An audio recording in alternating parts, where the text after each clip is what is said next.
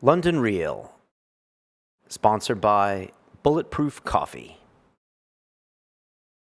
Out of all your research that you've done, if you had to be a lawyer on the side against it, what's the most compelling evidence you've found? The best thing is the marketing of it, because you can, like, some of these cannabis shops are getting some of these butters and stuff that are just ridiculous, right? And if you're a young kid and you get in there and you get into this, it'll fucking fuck you up. It'll make you not feel good. I mean, it's not like... So it's that synthetic part that's actually not scheduled. No, it's not. Like, butters and stuff are real. But it just, you can, when you heat THC, you increase the T9 and you make the psychoactive effects in body stone much more intense. And when it gets processed through your liver, then it converts to and it gets you, like, you can get really fucking body stoned and, like, major, it'll be... Well, again, it's like... Mice have been injected, like we talked in the union, with just obscene amounts that probably should have killed a dog, but they don't even kill the mice, right? So the toxicity of cannabis, or the LD50 as is measured in science, which you need to OD, is off the charts for cannabis. It's like below, you'll OD of, like, you could drink more coffee and die directly than you could from cannabis. The toxicity is so low. Yeah, but LD50 is the dose that would kill 50 out of 100 mice. So it's like your normal dose to get high versus LD50. I guess with marijuana, it's probably hundreds of times. It's ridiculous. That's why we have that funny part that everybody laughs at in the union, is we have that one doctor say, he's like, I think the toxic amount of tetrahydrocannabinol is you'd have to smoke 20,000 joints in 20 minutes. He's like, I challenge anybody to do that. Right? Like, you're watching your movies too much. I know it off by heart. So I mean, it's that would be the thing, is that, you know, but again, controlling it somehow. Controlling it is the way to protect you. Like, when people are like, what about the kids? What about the kids? That's the dumbest argument.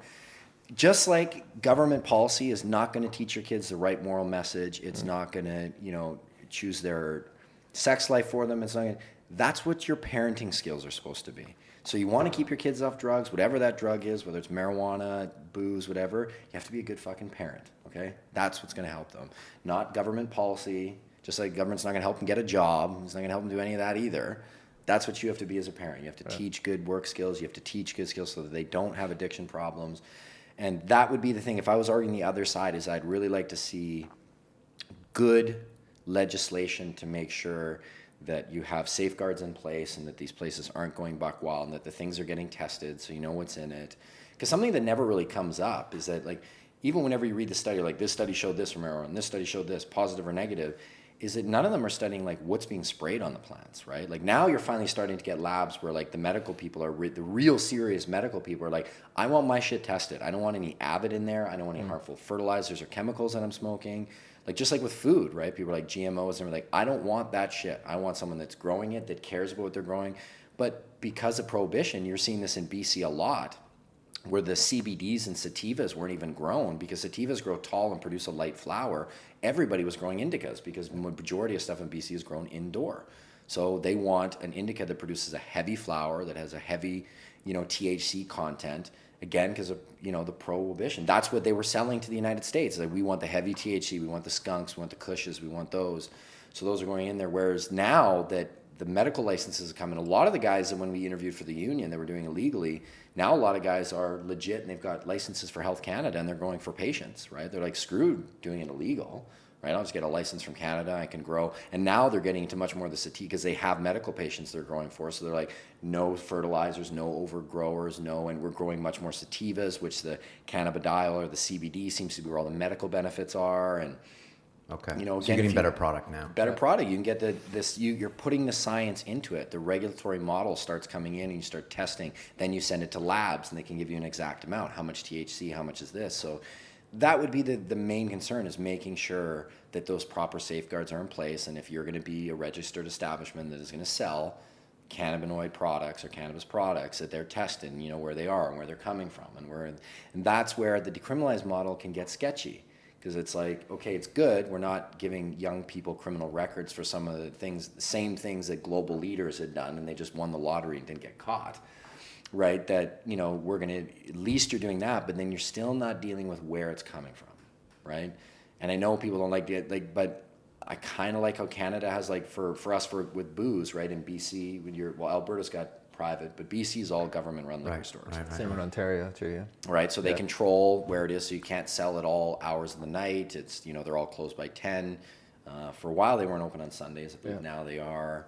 Stuff like that. So that would be the main thing, is just making sure that it can't go crazy, right? Okay. But that's what we have right now, right? Right now it's unregulated, and it is crazy, right? Right. Putting the regulation into it. That's why I think legalize is such a bad word. Regulating is the better word, right? Okay. And then I know you get the argument, people are like, oh, you want big business and pharma getting into it, and it's like, I think it'd be, the best way would be look at it like wine, right? Being able to do wineries, like compare everything. There's actually supposed to be a bill being introduced into California that they're going to just make everything like wines. People are like, what about this? How does a winery do it? We're doing the same way. Right. Okay. We're being regulated by the same fashions that control the liquor that we're doing for wine. Well, what about amounts and what about places to serve it? Wineries can have little bistros where you can sample and stuff too, or do the same thing. So you know how the grape is grown, how the thing is grown, how the process is done. Just compare it to wineries, right? Okay. What about agricultural grants? Same as wineries, right? What are you doing for taxes? Same as wineries. We're doing it just... This week on London Real, Bruce Perry of the BBC series Tribe. I don't fancy my odds, really. I'm just going to visit these extraordinary people who really see the world in a different way and really trying to engage with them in a way that I've never done before. We see everything as disconnected, whereas a lot of the rest of the world sees us as intrinsically connected, not only physically but also through our mental states. You know, I'm riddled with my own problems, my own insecurities, my own traumas, my own ego that's getting in the way. So I'm going through my own healing as I go. Madre. Understand the lesson that it's trying to teach you. On Sunday, London Real presents Bruce Perry, Quest. When you try it, something really special happens and magic comes back.